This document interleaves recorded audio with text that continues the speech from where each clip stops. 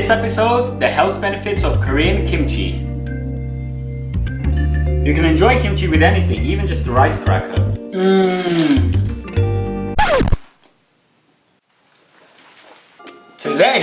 On today's episode, we're going to talk about sauerkraut.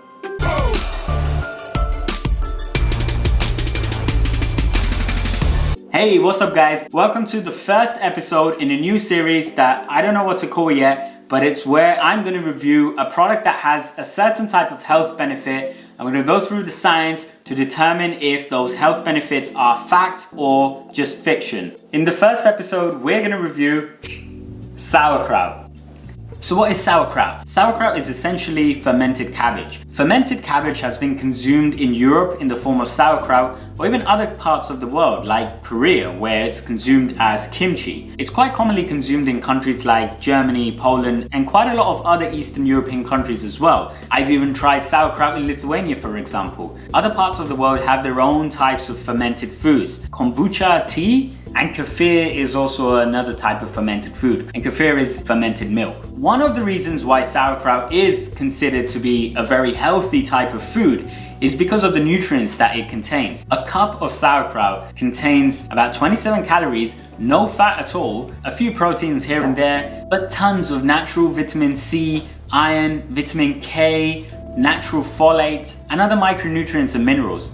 But saying that's where it ends would be to completely ignore what sauerkraut is. Sauerkraut is essentially a fermented food, and any type of living fermented food contains billions of bacteria. Bacteria that go into your gut. Why would you drink bacteria, you might ask? Well, bacteria are already present in our gut. Bacteria are required by the human body to digest foods. The fibers in cabbage that are difficult to digest are probably just one example of those types of foods that bacteria can digest, but we can't. Lactose intolerance, for example, is a problem that a lot of people, in particular in Asia, face. And the reason why lactose intolerance happens is because the gut of a lot of people lack the enzyme called lactase. Without that enzyme, you just end up producing a lot of gas. There are certain types of bacteria that can digest lactose, and if you have those bacteria in your gut, there's a high chance that even though your gut might not be able to digest lactose, the bacteria will gobble up the lactose and produce the constituent sugars that are present in lactose, galactose and glucose.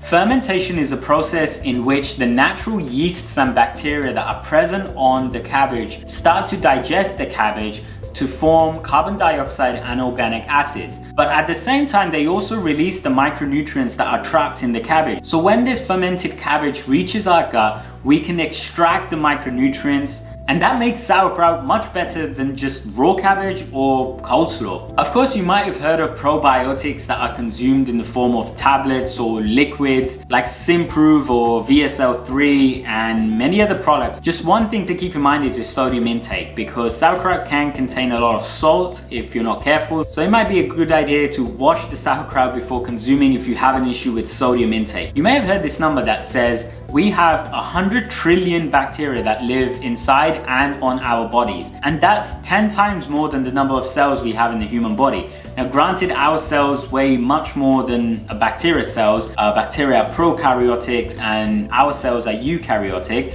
which means that they're just an evolved form of life. But those bacteria that are present on and inside of our bodies are there for a reason, of course. One of the reasons is because they help to digest our food. Now, if you've ever taken strong antibiotics, then you might have realized that it's quite common to get belly cramps right after a strong dose, or you might have found that consuming certain types of foods makes you bloated or gives you gas. A lot of those products that are giving you gas might be like that because your body can't digest it and it needs some help that bacteria or yeasts can give you. Quite a lot of new studies are actually starting to show that the gut bacteria actually contribute towards a healthier immune system. So by reinforcing those bacteria that are in your gut, you're ensuring that your immune system can fight when you throw that nasty old pizza that's been lying around in your kitchen for a while. The vitamin C that's present in the sauerkraut can help you prevent common colds before they even happen. Quite a lot of studies have shown that by taking high doses of vitamin C before inoculation with the common cold bug, you're reducing your chances of actually catching a cold. And because sauerkraut has quite a lot of fiber, it can actually help you lose weight. Sauerkraut contains a lot of the bacteria called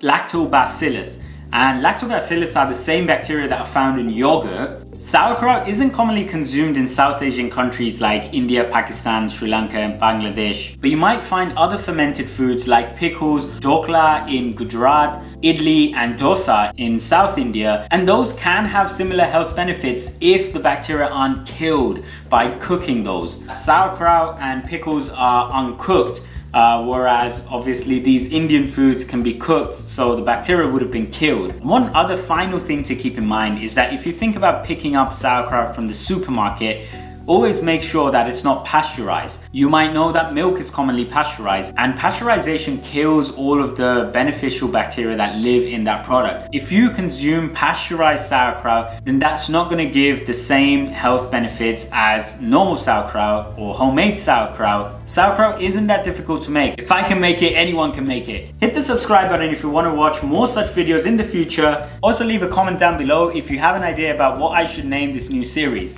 Thanks for watching. I'll see you next time.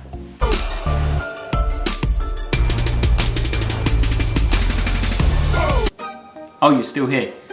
I'm Roshan Patel, I'm a toxicologist, and my job is to tell you what health effects ingredients have on your body. My job is also to understand what mechanisms of actions ingredients might have on the human body that might lead to certain consequences. In particular, I focus on certain health manifestations like cancers, allergies, reproductive toxicity, irritation, and many other things.